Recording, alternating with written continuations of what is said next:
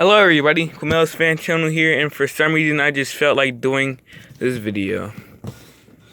So, you might be curious, or probably not, why Home Depot display ceiling fans or Lowe's display ceiling fans do not spin.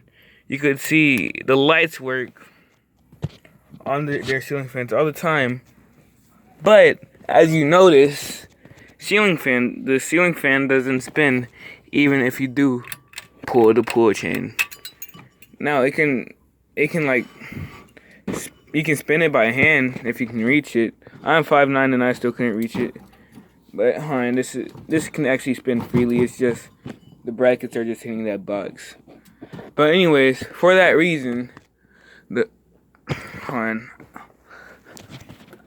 wires, the only wires connected are the blue wire, which is for the light only, and the white wire, which also I don't know.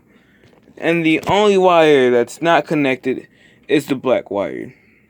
If this wire was connected, the fan would just spin. It would spin.